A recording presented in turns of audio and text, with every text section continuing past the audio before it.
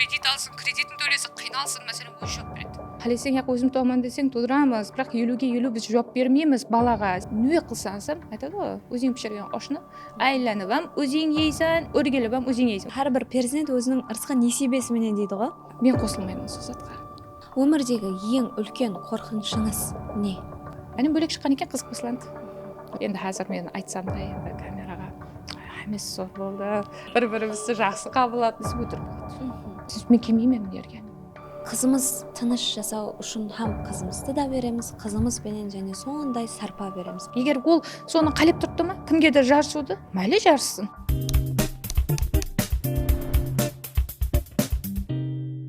Хамиге сәлем, бұл Күнде лайк подкасты, ал мен басылшыңыз Перизат Аяпергенова. Бүгін Күнде лайк подкастымыздың мейманы сіз сүйіп, хам оны үлгі ретінде тұтып, блогында сондай бір ажайып эстетикаға қызығып, оның шақалығы, зеректілігі, жігерлігі, ғайраты сізді өзіне байлаған, менімше көп хаял қызларды өзіне байлаған шақс. Кім? Кім деп ойлайсыз? Әлбетте, сіз білген, хам танып үлгерген Мұқаддас Назарова. Хош келіпсіз. Ассалаумағалейкум, хош көрдік. Рахмет Мұрат үшін. Жақында бір мәрте ана атандыңыз. Докторантура, блогерлік, сүйкілі өмірлік жолдас болу, мехрибан ана болу қиын болып атырған жоқ па? Қиын болып атырған жоқ, сол менен өміріміз қызық. Әлбетте. Сәубетімізді сіздің кішкене балалық уақытларыңыздан бастасақ. Балалығыңыз негізі қаяқта өтті, хам қандай өтті? Балалығым өзі мен Хожелде туылғанмын. Хожелде 2016 жылға шекем жасадық. 2016-дан Өксе көшіп келдік. Үйде ағамның балалары бар. Соларды мектепке беріп, жақсы мектепте оқысын деп Өксе көшіп келгенбіз. Балалығым сол Хожелде өткен. Қандай өткен? Енді балалығым десесем, менің балалығым папамен байланысады. 2004 жылда қайтыс болған, бірақ солған шекем хамме уақыт папамның қасында жүрген еркетай қызы болғанмын да. Өзбекстанның ішіндегі барлық қалаларға апарып, айлантырып, қыдыртырып, еш жерде қасынан тасламаған. Сол балалық десе, менің балалығым папамен байланысады бар.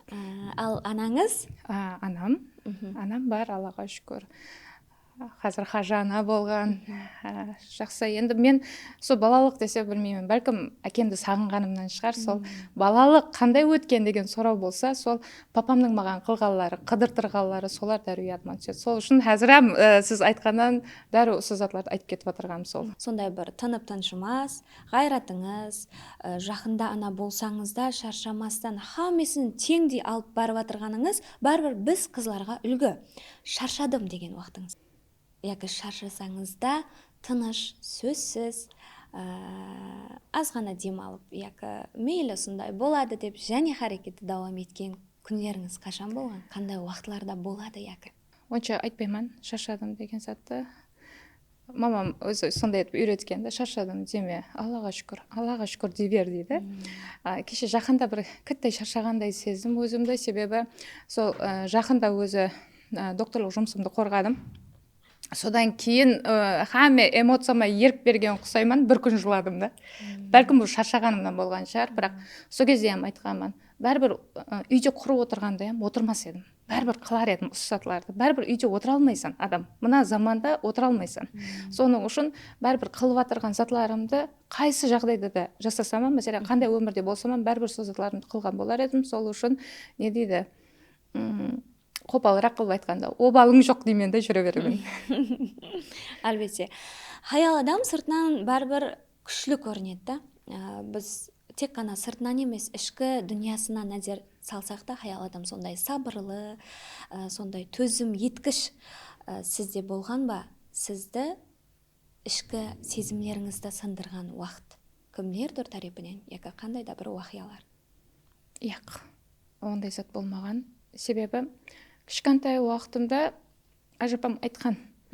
Бір оқия болады, бұны маған айтпайды.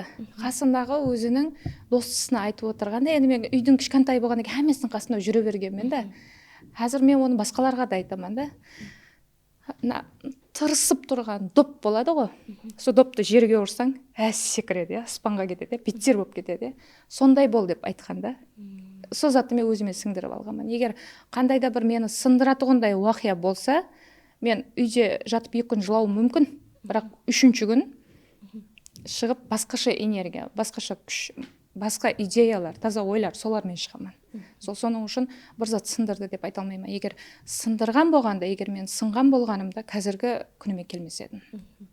Өмірдегі ең үлкен қорқынышыңыз не? Қандай сезімдерді бастан кешірдіңіз? Сондай бір қорқыныш басыңыздан өтті ме? Яки ана болғаныңыздан кейін сол бір қорқынышлар сынды ма? Мәселен, ана болу ол өмір һәм өлім арасындағы жол. Өмірде қандай да бір инсанның ішкі сезімдерінде болады қорқынышлар. Мындай нәрседен қорқамын, яки өзіндегі қандай да бір нәрседен қорқу. Бірақ хаял қызлардың көбісінде ана болғаннан кейінгі сезімдер ол қорқынышлардың бәріне точка қойып тастайды да. Өмірде өзі тек қана бір заттан қорқамын. Мен ана боламын дегенімше, әкемді ертеректе жойтқаным үшін анам жойтудан қорқамын. Әр дайым қорқынышым анама бір зат болып қалады, анамнан айырылып қаламын, сол заттан қорқамын. Ал енді ана болғаннан кейін ол зат 2 есе болды. Перзентлерден айырылудан қорқамын. Себебі менде уже естілсем дәрі көзіме жас кеп бастайды. Бірінші перзентімді туаман дегенше бірнеше мәрте хамлемнен айырылғанмын. Бірінші перзенттен кейін арада созылып кеткені сол. Арада және перзентлерімнен айырылғанмын да. Әрдайым не дейді, мәселен, сол кездегі балаларымның түсіп қалған уақытлары, мәселен, мына рақымлықлар болады да. Бұл да менің перзентім да. Сол уақиялардан кейін мәселен қатты психологический травма болатын еді. Мен арадан бір хапте өңкілеп ұрысқақ болып қалатын едім. Қатекі жұмыстағы басылықтарыммен айтысып қалатын едім. Себебі ана заттың менде бататын еді маған ол затлар. Содан кейін енді Аллаға шүкір, Алла берді. Жақында 2-ші перзенті болдым, ұлы болдым. Енді менің қорқынышым алдын қызымда 2 есе болған болса, енді 3 есе. Мен тек отырып айтатыным, перзентлерім аман болсын, анам аман болсын, осылар алдымда жүрсін, осылар аман болсын, осылардың алдында мен аман жүрейін болғаны. Менде басқа затқа мен еш заттан қорықпаймын. Мен жұмыс істеуден қорықпаймын. Мен өмірде мен біреуден қорықпаймын. Еш ондай зат болмайды. Мен әрдайым өзім күшіме сенгенмін. Тек сол менің не дейді, маған байланысты болмаған зат бұл олардың амалығы. Маған байланысты болмаған зат. Мәселен, мен қолымнан есет келмейді, Құдай сақтасын. Сол үшін әрдайым тек тілегім, осылар аман болсын, осыларым бақытлы болсын, алдымда аман жүрсін, бір сұлу өмір көрсін, ақшадан қиналмасын. Отырып, ананың тілегі да ол. Отырып сол, кеше мәселен түнде отырып, бесікті шайқап отырып, балам, аман болғайсың, ажапаң аман болсын. Болды, мен қорқатын затым сол. Басқа ешбір заттан қорықпаймын. Мәселен, сәл қорқыныш болды, кеше операция жолымен босандым, кесарево жолымен, кесар кесу жолымен босандым, себебі денсаулығым жауап бермеді. Сол жаңа сіз айтқандай тынбай жүре бергенге менде уже хамлемде сәл 1-2 машқалалар болды да, соның үшін операциямен алуға тура келді. Операцияға кіріп жатырмын, айтамын, үйге қызымның алдына аман қайтайын. Болғаны сол тек болмаса айтты 50-ге 50 болады мұқадас. 50-ге 50 қалесең яқ өзім туаман десең тудырамыз, бірақ 50-ге 50 біз жауап бермейміз балаға. Сенің жағдайың ешкі перзентің туылатыған балаңның несіне жауап бермейміз дегенде, о баламам керек. Үйдегі қызымам керек. Мен айтқым, мен жатамын операцияға, бірақ операцияға кіріп жатырып, сол перзентімді алып, үйімде қызымның алдына аман қайтайын. Болғаны менің тек ойларым сол перзентлерім һәм анамның амалығы. Басқа еш заттан мен қорықпаймын. Әлбетте, перзентлеріңіз һәм ата-ананың перзентлері алдында аман болсын. Мәселен, қайсы күні сіз күшлі көрінуіңіз керек болған? Өмірде үйіңізде қызыңызға, мәселен, айтып отырсыз, өмірлік жолдасыңызға, яки жақындарыңыздың қасында. Өзі бір мәрте күшлі болуым керек деген затты түсінгенмен, болды, содан кейін күшлі болғанмын. Сол күн қандай еді? 2019 жыл 24 июль қызымды туғанмын. Роддомда палатаға алындым. Һәм қызымды алып келді, үлкен медсестра апа, енді көз алдыңызға келтіріп, үлкен қаял екен да, енді толық. Қызымды мынандай етіп алып келтірді да. Қызым 3 қол 1 жасы болған. Кіттай қандай. Сөйтіп келді, қасымдағы неге жатқызды да, ұйықтап отырды. Сөйтіп қарап отырпан, айтып отырпан, мұқадас, болды. Сенің күшсіз болатұғын, ондай күнің жоқ сенің. Мына ұсық қыз. Есет қыла алмайды сенсіз, есет қыла алмайды менсіз.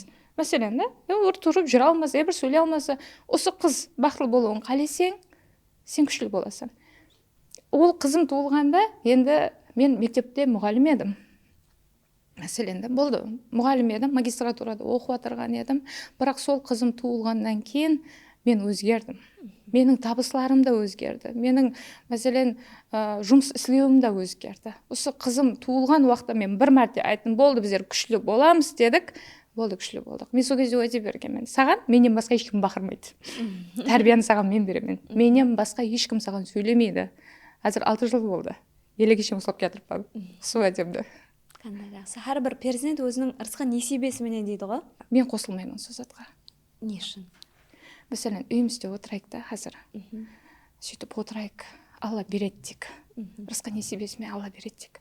Сіз тұрып шықпасаңыз, кім береді сізге? Мәселен, мен қазір үйде отырайын.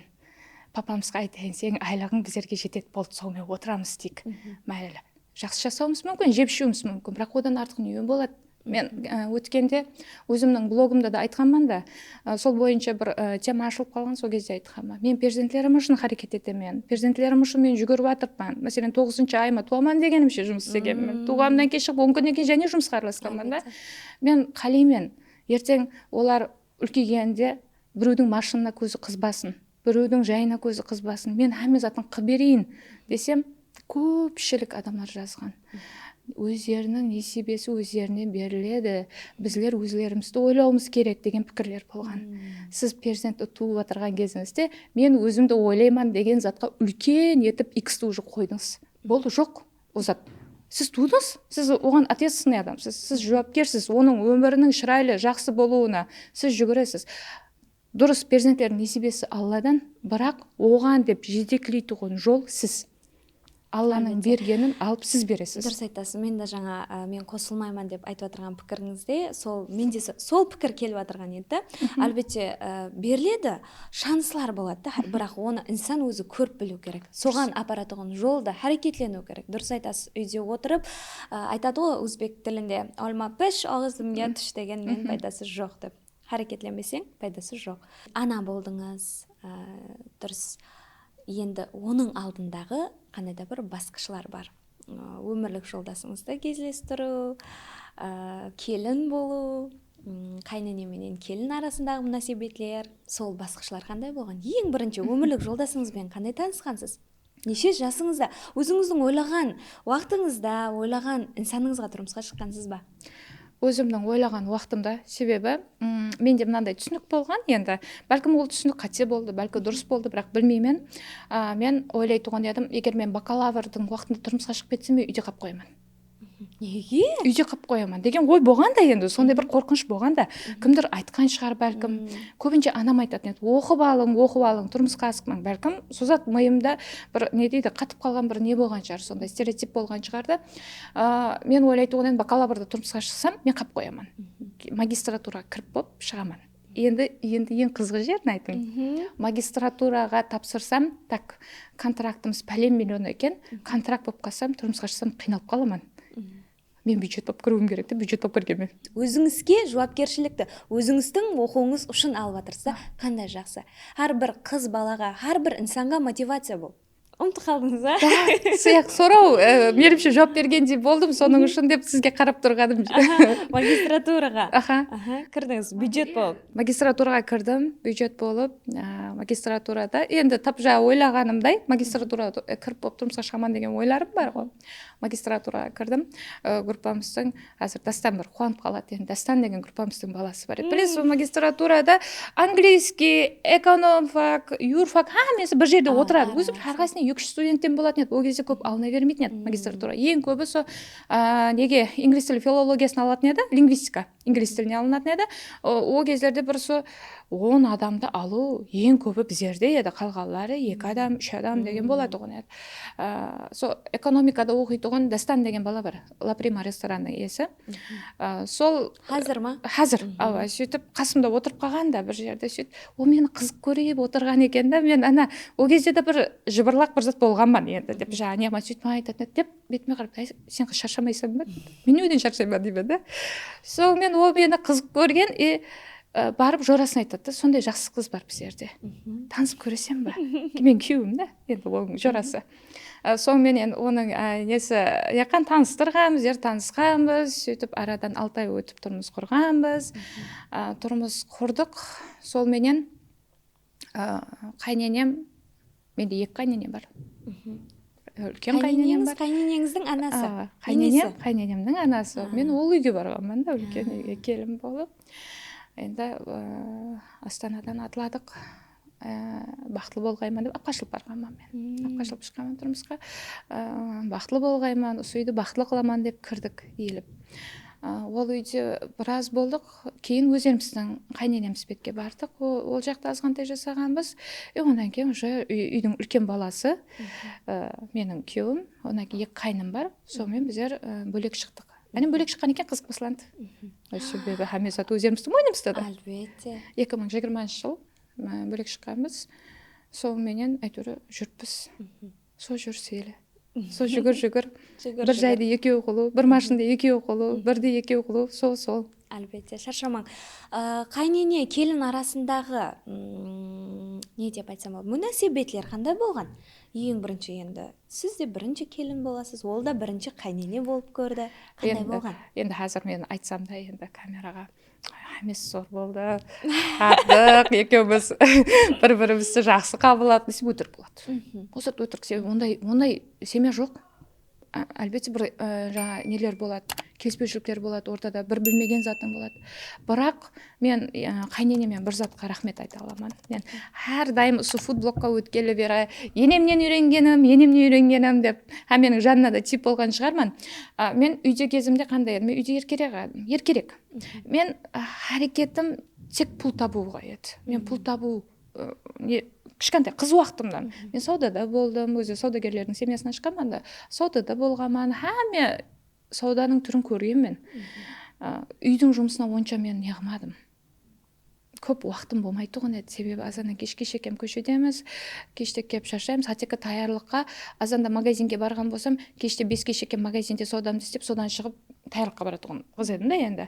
Үйдің жұмысын онша келістіре алмағанмын, мен тән аламын. Атекі мен апқашып баратырған кезде қайғым мен апқашып баратырды емес, азанда бұларға не өпсіп беремен деген ой болғанда, себебі мен білмеймін, мен тән алып айтайын. Қазір азанда мен бұларға не өпсіп беремен деген зат болып кетірді да, енді біліп атырпан, үлкен үйге апаратырған біліп атырпан, енді өзім сөйлескен нем ғой, енді күйеуім өзіміз сөйлесіп, танысып, біліп, неққан адам, соң үшін соны ойлап баратырпан, мен қолымнан келмейді себебі. Тән алып айтайын. Бардым, апа бетте болдық. Апа бетте абысыным болды, үлкен абысыным ол жерде келін. Біраз затты үйреткен, бірақ өзімнің енем бетке барғанда мен енемнің бір жерін қаттыға жақсы көргенмен, енем ашуланбайды. Өзі юрист адам, дауысын көтермейді. Тыныш қайта мен андай қатты дауыспенен сөйлейтұғын, ямаса күлсе де қаттыға күлетұғын, ашуланса да қатты ашуланып кететін адаммын да, ол ондай емес. Тыныш тұрды, енді көз алдыңызға келтіріп, қазан ортада, мен тұрпам бір шетте, екінші жағында енем тұрды, қайненем майды құйдым, қызуын күт, жақсылап түтін шығу керек. Ене бұл ішімшкі май ғой, онам күйдіру керек. Көшті сал, өйтіп қуырасан, ізінен әрқайсын этап үйреткен, әрбір затымда. Енем менен 6 ай жасадым ба, мәселен, енді 6 айдан кейінгі, 6 ай жасаман, одан көпле жасадым, 6 айдан кейінгі затты айтайын. Мен банкі басып, холодец қайнатып, сондай келінге айланғанмын да, бірақ бұның бәрі неден, егер сол жерде мәселен енем бақыра берсе, сен қолыңнан иіссат келмейді, ауа иіссат үйретпеген дегенге болса, менде де мінез бар, бәлкім мен де гап қайтарып, екеуміз ұрсып, келіспеушілік болар ма еді. Енем мені басқарды. Тыныш, өзінің ұсулында. Мен оның бірінші келінімен негізінде, бірақ ол не дейді, алдынан тәжірибесі бар, енеде өзін ұслап, һәм енемнің бір жерін жақсы көріп қалғанмын да. Менің үйімдегі тәртіп қандай? Менің үйімде бір затты істесем ба, идеально қылып істеу керек. Менің мамамның талабы сондай. Бұл зат адамды шаршатады. бұл зат енді анам егер көрсе мені кешірсін бұл затты айтып отырғаным үшін. Бұл зат мәселен сізге мен айтсам да мына сіз маған айтсаңыз интервьюда мұқаддас ашпақ ал басқа тілді қоспау керек, таза қарақалпақ тілінде әмме зат идеальный болу керек десеңіз, мен келмеймін өнерге. Мен келмеймін. Қой перизат бармай ақ қояйын деймін мәселен да. Бұл зат адамды қысып тастайды, әрекеттен тоқтатады. Ал енемде ондай емес. Енемде істе болды, әрекет ет, көрерсің деген затты мен енемнен үйренгенмін да. Соның үшін көп затта мен енемнің өзіне де айтамын, рахмет, ене көп затты үйрендім сізден. Қазіргі күнімде бәлкім енемнің несі үлкен жәрдемі, не дейді, оның бұл жерде несі үлкен болған. Қандай жақсы. Енді болашақ енелер үшін үлкен үлгі болатұғын ене екен енеңіз. Бірақ сол ененің айтқанларын қылып, соның жолында түскенде сіздегі үлкен бір ғайрат десем болады ма, яки қандай да бір төзімлік. Мүмкін қазір жас келіншектер бар, бір гапты көтере алмайды, мәселен неге үйрете береді деп шығады, бірақ солардың бәрін тырысып үйренуге тырысып өзіңіздің өміріңізге бір қазіргі күндегі гөзалықты алып келуге себепші болған енеңіз һәм әрекет еткен өзіңіз. Ауқат асу сізге терапия ма, не сәт? Не үшін сол ауқат пісіруден басладыңыз? Мен негізі ауқат асудан басламадым блогымда. Мен блог баслай жақ болдым. 2023 жыл сентябрь айы еді. 20 сентябрьда бірінші контентлеріміз басланды. Соған жекем отырып ойландым, қайсы блог Қарақалпақстанда жоқ. Сіз қайнене һәм келін арасындағы машқалаларды сұлу һәм ащы, мазалы етіп алып кірген блогерлердің бірісіз айтқанда. Енді ядыма түсіп отырды. Сол, отырып ойландым, не қылуға болады? Кейін қарадым, блогерлердің әмесін қарап шықтым. Не бар, кім бар, қайсы блогер бар? Себебі оған жекем мен вузда мұғалім болғанмын, мен уақытым болмаған да блогқа кіруге. Енді мен докторантураға тапсырдым, қарасам, уақытым сәл көбейді. Енді бір затпен шұғылданғым келеді да. Қазіргі заман талабы не зат? Қазіргі заман талабы сол Инстаграм болып тұрды. Мәселен, басқа платформаларда біздер көп отырмаймыз, Инстаграмда көплеп отырамыз да. Әмесін деп бір қарап шықтым, қайсы блогер бар, не қылып жатырды, не қылу керек, конкурс қандай зат, мәселен. Әмесін қарап шықтым, қарасам біздерде онша вайн ол кезде дым көп түсірілмейтін еді.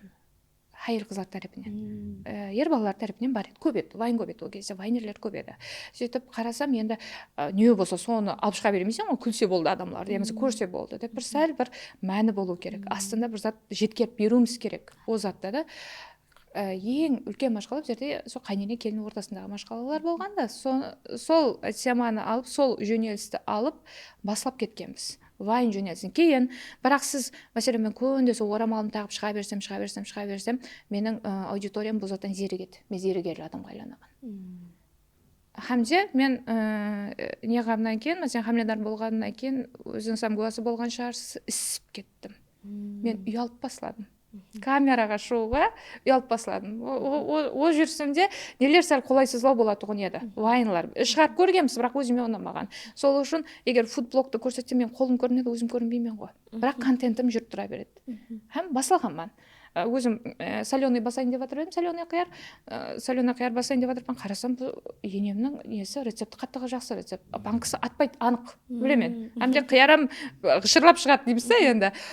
Соны мен әмеге жеткеріп берейін деген зат болды. Жәрдем болсын, білмегелер біліп алсын. Олар да үйренсін, өзіме де контент болсын. Өзіме де контент.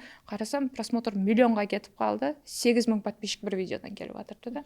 Болады екен ғой дедім. Фудблогым нормально екен. Мен үйренген көп затым бар енемнен. Бұны жеткерсем басқаларға да пайдалы болады, контентім өзгешерек болады деп фудблогқа өткенбіз. Ол жақында болған зат, ол фудблог деген. Зор, ажайып. Мен ойлайтын едім, баста сол келін һәм қайнене образларындағы сондай бір мәнілі видеоларыңызға қарап, қандай да бір инсан өмірінде түрткі болған нәрселерді алып шығады ғой. Қазіргі уақытта көп. Сізде Мұқаддас Назаровада келін һәм қайнене арасында мұнасебет қандай болған екен? Солардан келіп шығып, алып шығып айтып жатыр ма? Жеткере алмаған нәрсесін неменен вайнлар арқылы жеткеріп жатыр ма деген ой болды да. сізде негізі сол һәм мен анализдегеннен кейін жоқ нәрсені алып шығуға тырыстыңыз. Бірақ әлбетте енді әрдайым бір тема тауым керек қой, енді семьядағы өзімде ондай не жоқ, өзім бөлек тұрамын. Мәселен, сол достарымменен сөйлесіп отырып, бәрібір кетеді, кітай айтады, ішіндегілерін айтып, мен оларды вайын қылып шығарып, ең ақырында менімен достарым сөйлеспейтін болған. Қазір тема табылмай отырған сол, олар менімен сөйлесуді қойды. Көпшілік екінің бірінде ол проблемалар бар, әлбетте бір-бірін түсініп, мазалы, мазмұлы өмір сүрудің негізі мәнісін түсінсе, қандай жақсы болар еді. Жаңа айттыңыз, алып қашылып кеттім деп, қазіргі ұзатылуларға сіздің нәсибетіңіз қандай? Мәселен, алып қашып кеткеннен кейін тойыңыз болды ма? Болды. Сол кездерде мебель, сарпа деген затларға қандай болған сіздегі сіздің үй бетіңіз тәреп? Енді арзу хавас деген зат бар, мен өзім өзбекпен. Арзу хавас деген зат бар. Арзу хавас менде ham болған. Жас қыз сыпатында менде ham арзу хавас болған. Мәселен, менің ham достарым тұрмысқа шыққан, шырайлы затларды алып келген. Енді не дейді, үйімнің жағдайы соны көтеріп бере алатұғын еді өзім тәреп. Мен де айтқанмын. Мен бұзатты, мен түсінемін. Перизат, әзір кімдердір қарсы шығуы мүмкін, қазір көрген адам қандайды бір комментария жазуы мүмкін.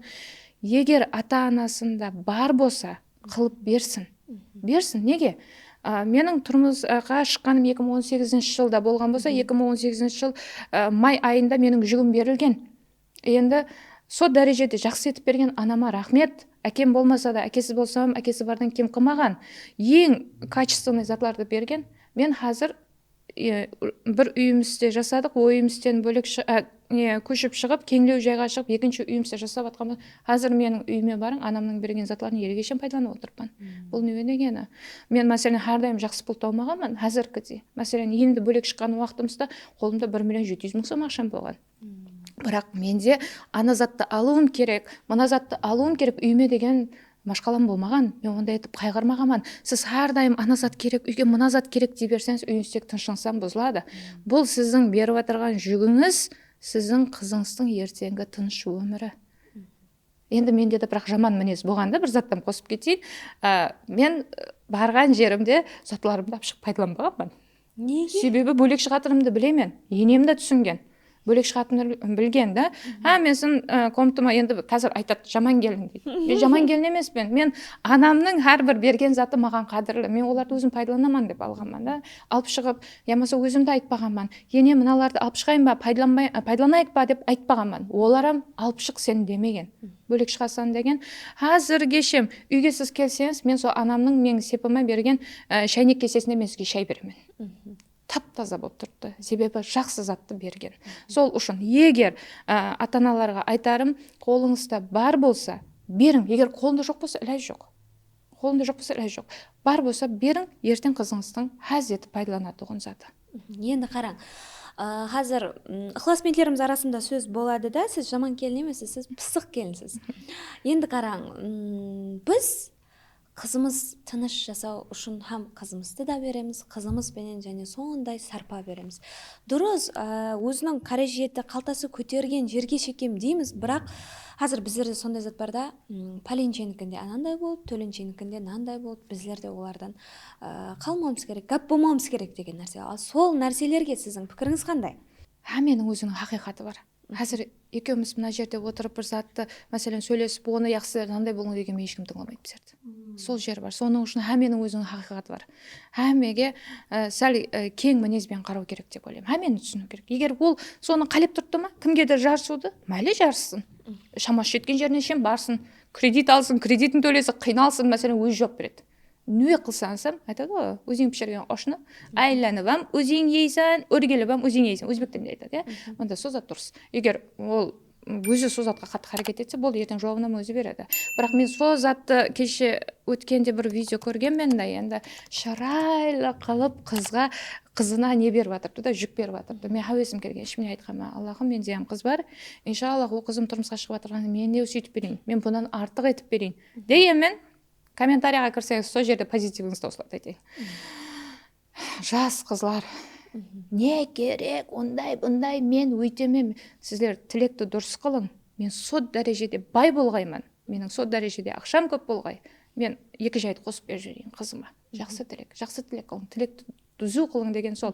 Арадан 50 жыл өтеді. Мысалы 50 жылдан кейін мен 82-ге кіремін. Менің арзу хавасым, менің машқалама, менің алған затым, менің жинаған пұлым кімге керек? Ешкімге де керек емес. Бұл дүниядан үйен алып кетесіз. 5 саттан алып кетпейсіз. 5 сатты үстіңізге жауған ақ жаулығын саласыз, кетесіз, болды мәселен да.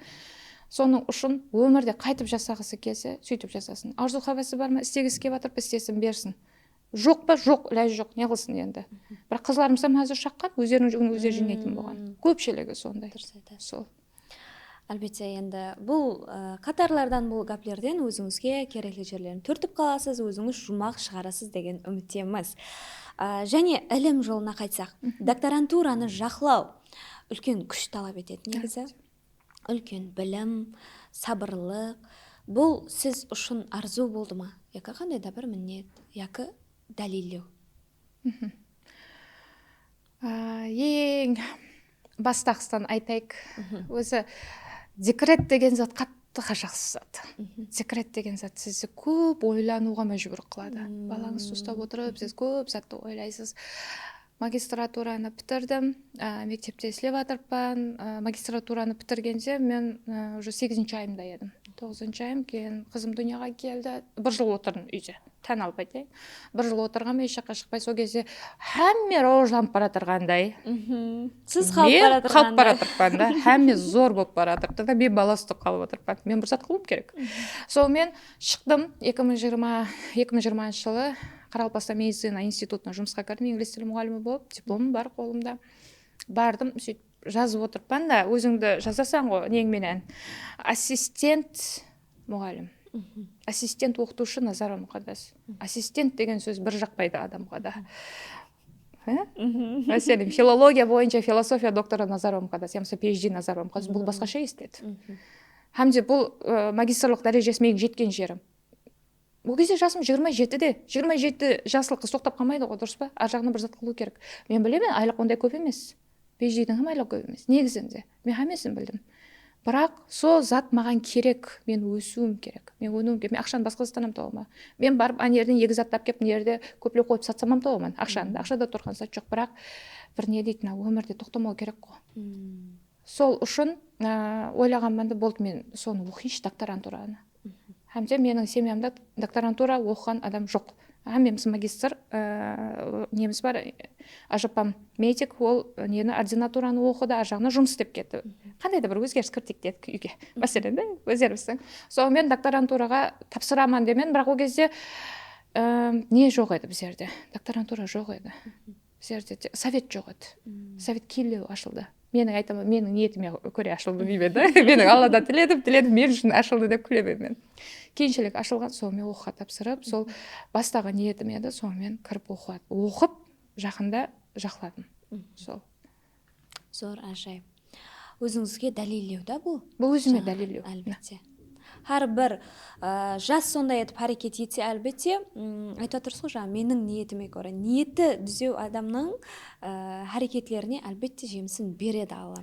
Ілім менен даңқты дегенмен ғой, енді сіздің қазір жәмиетте блогер болып, сондай бір даңқты және ілімді перзентлерді бәрін тең ұслау қаншелі дәрежеде қиын, яки аңсат. Қайсы аңсатылау, қайсы қиылау. Мәселен, ілімі зерттеулеріңізге қарасам, ол жәмиетте жүргеніңізге қарағанда аңсаттай түйіледі. Себебі өзіңіз білесіз, миыңыздегі ішкі ақылыңыздағы тұрған нәрселерді басқалар үшін, яғни мұғалімлеріңіз, докторларыңыз үшін дәлелдеу. Бірақ жәмиетте белгілі болу, меніңше, қандай да бір ауырлық, күшті талап етеді. Мен соны басқаша ойлаймын. Мен үшін блог жүргізу аңсат. Мен жәмиетті жүруім аңсат. Ілім жолы мен үшін қиылау. Ілім жолы менен көплеу күш талап етеді. Мен өткенде де айтқанмын да, өздеріміздің ұстазларымызға сол жақлау барысында ертесі күні 13 ноябрь күні жақладым. Ертесі күні қорғау, бір күн алдым. Бұл жерде жүргеннен көре барып 5 вайын түсірсем, қазір мен шаршамаймын дегенмен да. Мен стресске түспеймін. Университеттің өзіне жараса бір несі бар адамды басады. Қаттыға ұстазларым, мен ешкімге қауес етпеймін. да өмірде ешкімге хәуес етпеймін, мына адамдай болсам, болмаса мына адам менен зор деп ешкім қабылдамаймын, мен апоймын. Бірақ сол өздеріміздің сондай ұстазларымыз бар енді, не көріп жүрген хаял адамдар, профессорлар бар, бір хәуес етемін, солардың алдында өзімді мен төмен сеземін. Мен басқа жерде өзім төмен сезбеймін, күшсіз сезбеймін. Ол қайтаңғы менің өзіме деген сенімім артады. Көшеде жүрсем, мәселен басқа зат қылсам, үйде да. Бірақ сол ұстазлардың алдына келгенде бір өзімді бір не дейді, төмен сеземін дейді ғой. Олардың біліміне қарап, олардың дүние қарасы, олардың істеген затларына қарап мен өзім төмен сеземін. Сол үшін мен үшін ілім жолы қиылау блок еш зат емес. Еш нәрсе емес. Халықтың алдындағы жауапкершілік не? Халықтың алдында жауапкершілік, халықтың алдына алып шығатұғын затың бар, енді блогер сыпатында айтайын да, алып шығатұғын затың бар, алып шығуға болмайтұғын затың бар. Алып шықсаң жоп беріп қоюың керек болған жерлер бар. Соларды біліп алсаң болды. Менің бұл сұрауға деген ітібарлы қазір беріп отырғаным, себебі қазір көпшілік жоғарыда айтып өттіңіз, Инстаграм тармағында отырады ғой. Жолда да, үйде де, түнде ұйықтаудан алдында да. Сол кезде өзінің сондай да бір несіне түртіп қалуы мүмкін да. Мынандай істеп отырды ғой, мен де сондай істейін. Мынаны айтты, неге мен айта алмаймын деген нәрсе болады. Ал ілми жолыңыз ол өзіңіздің жеке, шақси, тек сол ілімпазлар көреді ғой, жаңа айтып отырған профессорлар көреді ғой. Енді бұл түсім тұрпа мәнсін, нені нәзерде тұтып атырғанысты, бірақ енді қарға қарғаның көзін шоқымас дейді. Мен басқалардан гәп таппаймын, басқалар менен һәмменің жолын мен құрметлеймін, һәмменің. Сол алып барып атырған жөнелісін мен құрметлеймін, һәммен өзінің хақиқаты бар. Бірақ бір затты мен мәселен кеше жақандан бастап сол затты өзіме сіңдірдім. Менің настроениема тәсір ететін, кейпиятыма тәсір ететін зат болса, мені бір қандай да бір қинайтұғындай зат алдымнан шығып қалса, мен өткеріп жіберіп жатырмын. Себебі мен инсанмын. Мен жасым 32-де болсын, мен 2 баланың анасы болайын, мен ақылым тоқтатқан болайын, бәрібір көріп отырған затым маған тәсір етеді, етпейді емес. Сол үшін ендігіден былай не қылатын болдым, алдымнан жағымсыз зат шықты ма, маған тәсір етмей өткізіп жіберемін, болды. Не интересует басып жіберемін. Бар ғой, астына шығып тұрады. Ал менің кейпиятымды көтеретін, қандай да бір шаңарақтағы бір-біріне болған мехірді көрсететін видеолар бар, қандай жақсы видеолар бар. Адам кейпін лайк басамын, маған көплеп көрсетсін. Сол затты мен басқаларға да ұсыныс еткен болар едім. Әлбетте, социал тармақты қандай етіп қолдану ұсуларына түртіп қойсаңыз болады, себебі не нәрсеге көп жақыласаң, соның энергиясы келеді, соның әлбетте жақсы нәрселер сізге жұғады. Қандай ажайып. Енді қызыңыз қазір Құда қалесе оқуға барады ендігі жылы, қалесе. Сіздің қандай қасиетлеріңізді алмауын қалайсыз? Болады ғой, мәселен, өзіңіздің ішіңізде. Мен қандай қызды ниетлеген болсам, сондай қызды туғанмын.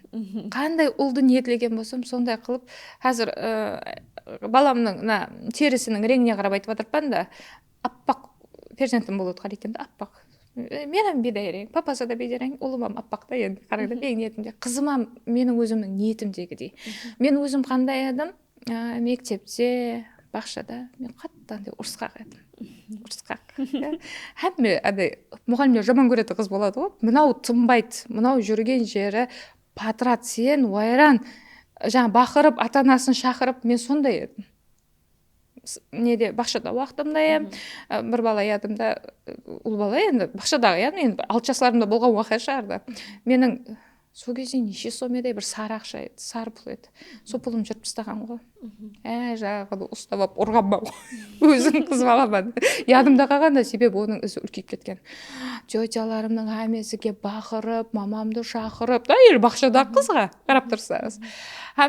Мектепте сондай зат болғанда мен өзімнің правосын качать ете беретін қызлар дейді ғой, мен сондай едім. Менікі дұрыс болған. Сондай деп өзім сабақтан жақсы оқымын. Мұғалімдерім мен айтса бердім, мынандай болу керек деп, мен сол затын қызыма өтпеуін қаледім.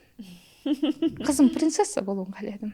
Ешкіммен жұмысы болмаса, нәзік, ешбір сұлу, әстен сөйлеп, мен өзім қатты сөйлеймін, тез жүремін. Сол зат болмауын қаледім. Тілегіме бола берді. Шүкір. Бір жағынан, бірақ қазір тілегім дұрыс болып қалды ма деген ойлар болды. Неге? Өткенде кардарға қызымды өткізгім келді да мектепке. Кардардың енді оқушыларын білесіз, сәл шустрелау олар да. Менің қызым үйден шықпаған қыз, ол мамасы қарап отырды аузына. Кардарға апардым, өткеретін болдым. Мектепке даярлау басқышта 6 жаслар алады екен, сөйтіп алып бардым. Жазда өзі қызым инглиз тілінде толық сөйлейді, менің шетелден келген мұғалім бар екен, соған мен беремен деп алып барсам, сол жерде не қылып жатырды да, ана қасындағы балалар түпір затларынан алып қоя береді да, мен қызым үндемей ма беріп отырды да. Столовойға түстік та, обедленетін болған уақыты болды. Обед беріп жатырсақ, сол жерде анда не да, менің қызыма қасындағы бала айтты да, мынауыңды мен жейші, пигоди еді. Пигодиден мә дейді, мынау сорпаңды мен алайыншы десе, мә деп сорпасын елі төбесінде мен тұрпан оның.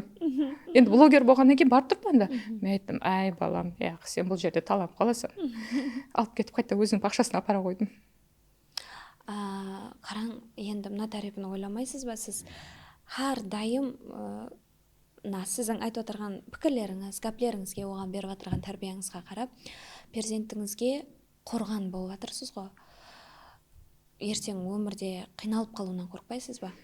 Мәселен, сол жерден алып кеттім деп жатырсыз ғой. Оны қызғандыңыз, қатты кішігірім зұлымлықлардан, ертең қиналып қалудан қорықпайсыз ба?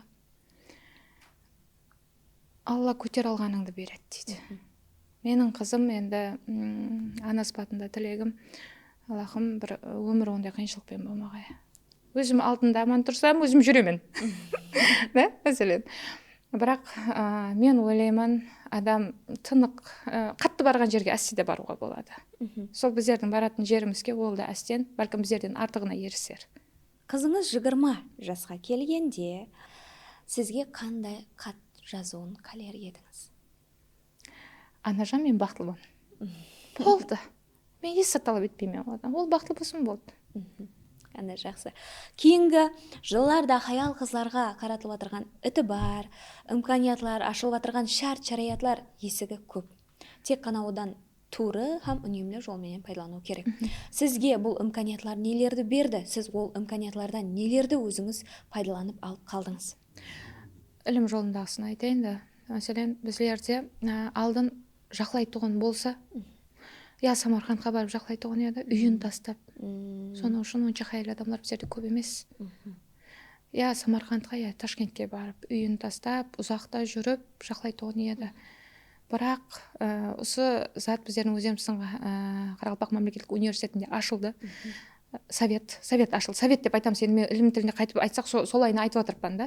Совет ашылды біздерде үйімізде жүріп жақлау имканияты берілді. Хамзе қазіргі уақытта біздерде сол PhD дейді, филология бойынша философия докторлық жұмысын жақлап отырған адамлар көп, себебі біздерге имканият берілді. Одан да басқа, мәселен, бакалаврдың өзіне қанша квота беріліп жатырды? Магистратураға қанша квота беріліп жатырды да? Жақлауға. Дұрыс айда, жоғарыда магистрда біздер оқыған кездер 2-3 адам боларды дейді. 2-3 адам. Ал қазір болса, бакалаврдағыда 25-30 адам отырады. Кіру қиын еді. 5 түрлі сабақтан 5 күнде экзамен тапсырады оған еді. Кіру тестілері сондай еді. Ол заманларда қазір қандай? Қазір жеңілік де берілді. Қазір ilәжі барынша қолыңда қатты қағазың болу аңсатластырылды. Өткенде ұстазымның айтқан гәбі да, сол кезде бір қызымыз айтқанда, пачка қылып шығарып жатырыпты. Әме бакалаврам көп кіру аңсат, магистрам көп кіру аңсат, докторантураны енді айтпай қояйын, таслақтырсаң PhD-ға тиеді деп еді. Сонда ұстазым айтты, өзімнің профессор адам олам. Шықсын, пачка қылып шығарсын. Қолында диплом бар адамның қолына жамалық келмейді. Қолындағы дипломнан ұялғаннан жақсы болып жүреді деген. Кейін мен бір нәрсені айтқым келеді. Жәмиетте отырып алып сөйтіп айтатын адам көп та. Тек жәмиетте демеймін, үлкен ілім жолындағы болсын, мұғалімдер арасында да қазір көп, докторантларда көп, магистрларда көп, білмеймін. Алдылары басқаша еді деп айтады. Дұрыс, не үшін көп болмасқа, себебі қазір харекет етіп отырған, тынып атырған адам жоқ. Жасылар әйтеуір, білмеймін, мен өзім жеке өміріме қарап айтатын болсам, өзім сіңілерім, өкелерім бар ғой, баламды 2 сағат қарауға олардың уақыты жоқ. Ана даярлықтан шығып, мына даярлыққа кетуім керек, одан кейін IT-ға баруым керек, одан кейін моделькке баруым керек, одан кейін рус тіліне баруым керек. Оларда уақыт жоқ. Бұның барлығы сол мемлекетіміз тарапынан берілген имканиятлар. Мәселен, сол модельдік болмасын біздерде да, модельдікке болмасын. Қайда барады? Ямаса курслар көп болмаса, қазір курс көп. Ленинский сайлап барып баяғыда қандай еді бір 2 түйір ат шыққан мұғалім болатын еді соған қатынай беретін еді ондай зат жоқ қазір имканият көп имканиятты беріп қойғанлығы ұшына жастарымыз харекетте сол оқуға кіріп жатырған оқуға да кіріп жатырған жұмыс ілім һәм оқиды һәм жұмыс істейді да олардың қазір һәм де біздерде сертификат алып жатырғандар көп C1 дәрежесін алып жатырғандар көп алдылар онша еспейтін бүйтудің өзі деген дәреже еді мәселен қазір C1 өзімнен келіп шығып айтайын өзімнің 8 класс президент мектебінде оқитын жиенім бар әжапамның қызы сіңлім C1 бар молодец инглиз тілі менікінен жақсы мәселен қандай зор соны айта жағым қазір қаншелік көп имканиятлар берілген сайын олардан пайдаланып жатырған адам көп сонан кейін жоғары оқу орнында үлкен дипломларға диссертациялық жұмыстарға әрекет етіп отырған жастар көп біздер мәселен раужланып отырған мемлекет болып есептелеміз раужланған емес раужланып отырған бірақ мынандай етіп жастарымызға имканият берілсе жастарымыздың хамесі сол оқыса мейлі қайсыдыр пайызы бұлмен оқысын жұмыс істеп кетсін қайсыдыр басқа жөнелісте кетсін бірақ оқыған жастары көп оқыған мемлекет ешқашан құрмалмайды енді раужланатын уақытымыз келді біздердің дұрыс айтасыз шүкіршілікті қандай сезінесіз мәселен қазіргі күнде дей берді демең енді қазіргі күнменен байланысты болып жатырған сәубет кетіп жатырғаннан кейін мәселен социал тармақта отырып сіздің блогыңызға қарап отырып шүкіршілікті ұмытып қоятұғын хаял қызларымыз бар ғой мәселен неге мынаның өмірі мынандай неге менде ондай емес мынада машина бар ғой неге менде машина жоқ мынаның маңнайына мынандай өмірлік жолдас жазған менде ондай емес деп көп нәрселерді өзінен шеклеп жатырғанын білмейді ал сізде қандай мен сол бойынша бір постам қойғанмын өзбек журналистінің айтқан гәплері бар ол жерде біреудің бағына қарамаң сіз өзіңіздің тұрған жеріңізді гүлдетің өзіңіздің біреумен жұмысыңыз болмасын бірақ сізді қараң алла әпкеліп қойды алла әпкеліп мына жерге қойды демек бір зат бар сол жерден сіз бір затты алуыңыз керек сол затты алғаннан кейін сізде кейінгі этап болады сіз сол отырған жеріңізде шүкіршілігіңізді қылып сол жердегі миссияңызды атқарсаңыз сізде кейінгі өсу болады соны айта аламын ал шүкіршілікті өзіңіз қаншалы дәрежеде ұстанасыз оны мәселен біреулер қазір көп білесіз бе психологлар көп та шүкіршілік жазуың керек 50 дана күніне 100 дана жазуың керек ол нәрсе меніңше ішкі сезімдерден хақиқи бір нәрсені көріп мәселен жолда енді кет бара тұрып көріп қалсаң ғой қандай да бір инсанды оны пәске ұру емес бәлкім содан үлгі алып шүкір етесің шүкір ай аллам менің аяғымды осындай етіп істетіп қойыпты шүкір менің көзім көріп тұрыпты деген нәрсе болады сізде қандай болады мәселен менде де сол аллаға шүкір перзенттерім аман өткенде бір өздеріміздің шаңырағымызда сәл бір қиын дәуірлер болды енді ол затты социал тармақларға алып шықпаймыз білмейді мәселен үйімде не болып жатыр не қойып жатыр да сонда папамызға айтамын папасы аллаға шүкір үйімізде балаларымыз ауырып отырған жоқ тапқан пұлымыз дәріге кетіп отырған жоқ тапқандарымызға сүт алып келіп жатырмыз ойыншығын әперіп жатырмыз садигін төлеп жатырмыз әне бақыт сол бүкілдерден өтіп кетеміз сол затты айтқанмын да сол әлбетте енді қараң бағанадан бері сіз перзентлерім дедіңіз дұрыс перзентлеріңіз алдыңызда аман болсын анам дедіңіз аналар әкелер әрдайым алдымызда аман болсын өмірлік жолдасыңыз қаяқта өзі өмірлік жолдасыңызды бір айттыңыз мен қашан тұрмысқа шықтыңыз деген кезімде алып қашып кетті деп айттыңыз да қаяқта өзі өмірлік жолдасыңыз өмірлік жолдасым бар мәселен да қасымда бірақ енді мен ішімдегі зат хақиқатты айтатын адаммын хақиқаты менің әрдайым перзентлерім бірінші орында Әммеден кешсем кешуім мүмкін. Әмме заттан өзімнің жанымнан кешсем кешуім мүмкін, бірақ бірінші орында мен ұлыма өзімнің нем жеткет беруге әрекет етіп жатырмын, бірінші орында перзентім. Бірінші орында солардың амалығы, солардың өмірінің тыныштығы. Сол үшін мен жасаймын, сол үшін мен әрекет етемін. Болды. Құдай қаласа оларды үйлендіріп, қызымды тұрмысқа шығармады ке күйеуіме қараймын. Оған шекем біздер екеуміз менің күйеуімді алып келіп отырғызып сұрайын қазір. Болды сол заты мен айтпайды ол. Өзінің перзенттерін айтады. Мен қуанамын. Мен перзенттеріме айтамын, енді үйде отырып күйеуім отырса, сіздер маған рахмет айтың. Сондай папаны тауып тегенмін мен деп та өздеріміз. сол дәрежеде мейірімлі перзентлерімізге. Екеуміздің ой қиялымыз солар. Бәлкім әзір адамға ерсі туылар. Түйілер да, ерсі көретін шығар мені. Бірақ енді мен бар затымды айтып жатырмын, біздерде сол. Үйіміз, екеуміз келісіп алғанбыз да күйеуімменен Астанадан өтеміз. Бұл біздердің жәннетіміз. 3 комнаталы үйіміз бар. Домда тұрамыз. Осы 3 комнаталы үй біздердің жәннетіміз. Сырттан келген біз ешкімді андай ят пікірді біздер қабылдамаймыз. Біздерге, мәселен, мамамыз звондап, ямаса қайненеміз звондап, мені жамалау мүмкін емес. Оны біз қабылдамаймыз. Мәселен, ямаса олардың пікіріне бола үйге келіп ұрыс шығармаймыз. Біздердің үйіміздің тыныштығы бірінші орында. Біздердің перзентімізге күліп қарауымыз бірінші орында. Олардың несіне үйде ұрыс шықпайды. Ең қызық жері да үйде әмме қалеген қылуы мүмкін. Әмме, мәселен, бала манерде жатып телефон көруі мүмкін, қалесе ауқатлануы мүмкін, қалемесе ауқатлануы. Біздерде еркілік. Сол біздерде не дейді, бір-бірімізге сүйенгеніміз сол дәрежеде бір-біріміздің нелерімізді құрмет етеміз. Шаңырағыңыздағы еркіндік ұстанымы. Еркін. Сол жері бар. Сол. Меніңше ажайып сәубет болды. Сіздер де өзіңізге керек жерлерін түртіп алсаңыз болады. Сізді яқ деместен келгеніңіз үшін үлкен рахмет. Негізі ертелеуде шақырғым келген, бірақ тілекке қарсы мен де одан кейін Ажапаның өзінде қандай да бір жағдайлар болғаннан кейін бүгін түсіруге мәссар болдық. Рахмет. Сізде өзіңіздің ажайып тілектеріңізді білдірсеңіз болады, һәм айтқыңыз келіп жүрген затларды да қазір жеткеріп айтсаңыз болады. Ықыласпен тілеріміз сізді асығыстылықпенен күтті негізі. Әрдайым сұрау қойсам, кімді шақырайық десем, бірінші ол Мұқаддас Назарова деген аты-жөніне келеді. Әлбетте, ондай ітібарыңыз үшін рахмет. Сіздердің ітібарыңыздың арқасында біздер блогерлер болып жаңа сіз айтқандай тән алу керек, халықтың арқасындамыз бәріміз. Хамеге со рахмет айтаман. Егер енді сіздердің сұрауларыңызға ләжі барынша енді өзімнен келіп шығып жауап беруге харекет еттім. Егер де және де сұрауыңыз болса, дайректті күтемін. Әлбетте, мен жеткеріп бере алмаған, мен сұрай алмаған сұрауларды YouTube тармағымызға осы сілтеме арқылы өтіп жазсаңыз, қалдырсаңыз болады. Біз әлбетте оларды нәбатқа аламыз. Һәм Ажапада өзі историяларында, социал тармақтағы Instagram тармағында жауап беріп өтуге әрекет етеді. Бұл Күнде лайк подкасты. Аман болыңыздар.